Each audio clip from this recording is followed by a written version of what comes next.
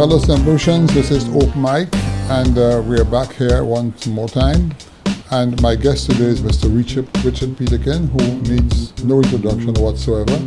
And we're going to be doing a program today which I expect to learn a lot from. And it's all based upon the recent discussions in Parliament as far as the banking laws are concerned in St. Lucia.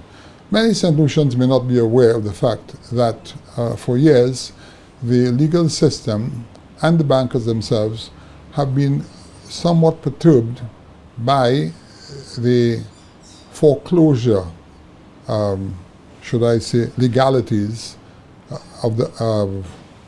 in St. Lucia. Let me take a moment to explain to you what is going on. Due to the Napoleonic law which St. Lucia carries, it is very difficult for a bank to get a return on their money when loans are made based on the law.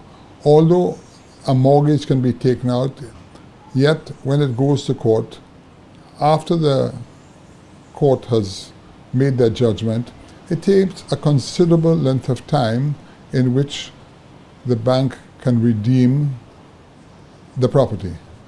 And fortunately or unfortunately, since 2008, as the financial system has taken a beating everywhere, the bankers, from what I understand, continue to be extremely unhappy about the kind of regulation that exists. And it is my feeling that they have been pressuring the various governments to do something about it. Some of the islands have a better system than St. Lucia as far as the banks are concerned. And they want to move forward rapidly. And I would say right now the banks are in the driver's seat for the simple reason that they have loads of cash in their vaults, but they're not parting with it unless certain changes take place. And if I read the Prime Minister correct, he did indicate that he is revisiting the laws very closely, and he's going to be working in conjunction with the central bank, whereby that some kind of legislation will be enacted giving the banks the authority to foreclose on a property and get their monies very much quicker than we have had before. On that score, I'm going to turn to an individual who's my mentor when it comes to that type of, should I say, policy, to enlighten me on what the Prime Minister said and when St. Lucia can expect to move in that direction. Yeah, Richard. Thank you, Michael, and I'm glad to be on the no-spin zone. Yeah. This is actually not as new as it sounds. I think for decades now, we've inherited this Napoleonic Code. I think Dominique is in the same boat, which has given us a little bit of a difference in our laws relating to property compared to the other countries that didn't have any strong French influence. And as you rightly said, the main difference has been that banks that give out mortgages, as distinct from mortgage debentures, which you do with a company. Right.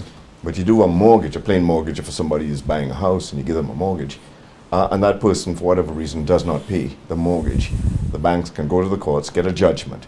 But then actually being able to exercise that judgment and seize and sell the property is where it all falls down, because the procedures to do that are so antiquated and so flawed.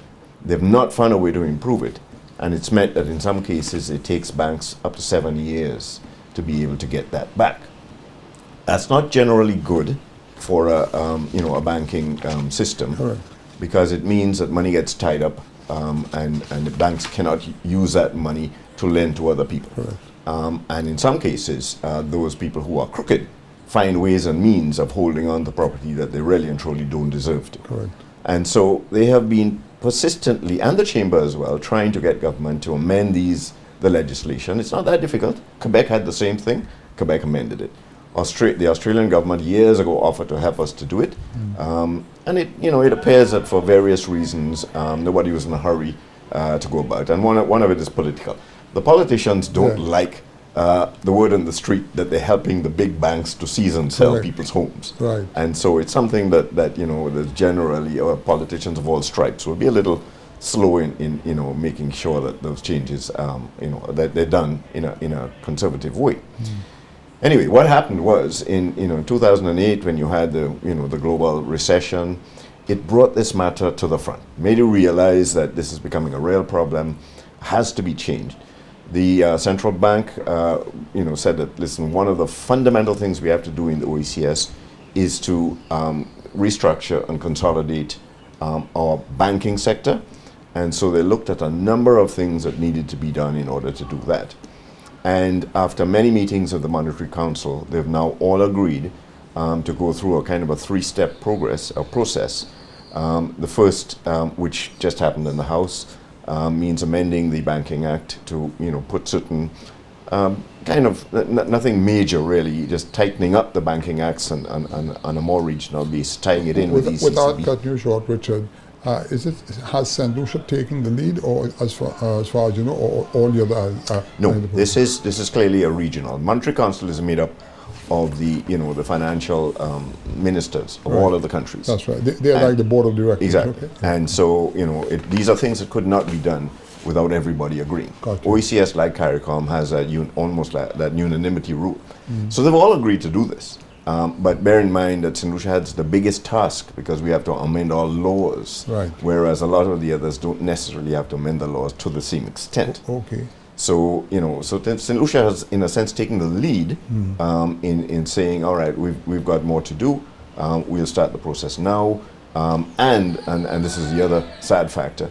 In the OECS, this is primarily about the indigenous banks, not the foreign commercials. Okay. They are to a large extent governed by their head offices in Canada and wherever. So this is really about trying to strengthen the indigenous banks because they suffered through this crisis. Right. To some extent bad loans, to some extent people's inability to pay because they lost jobs, etc. And it's been estimated that the non-performing loans or toxic loans, as everybody is familiar with, is in the region of 1.5 billion EC dollars, of which St. Lucia has 26%. So that's a lot of money that's not circulating. And the problem is the procedures. Now, question for you, Richard, and that 500 million you spoke about, that's only with the indigenous bank. Just indigenous. That doesn't count because, so if we had to take, for instance, what St. Lucia owed, it would be probably far higher than that because it would be because First Caribbean, they all reported a lot of provisions for bad debts. And we are the biggest economy in the OECS, so it's not unusual that we would have the biggest amount of non-performing loans. We had a couple of big properties, everybody knows about them, Smugglers, and Raffles, and Cap State, and Landings was one of those that was in trouble too. And so when the big ones go, that's when it's a lot of money involved. But anyway, so that was the issue. How do you deal with the mechanisms to ensure that you don't get this type of situation, and how do you manage it in such a way that you can actually sell the properties at whatever the value is at that point in time, so that money comes back into the system, and then someone else steps in and finishes the project, and get the economy going.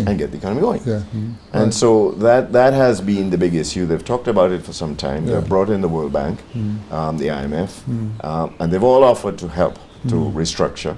And so they pretty much agreed on this process, which I say is kind of a three-step.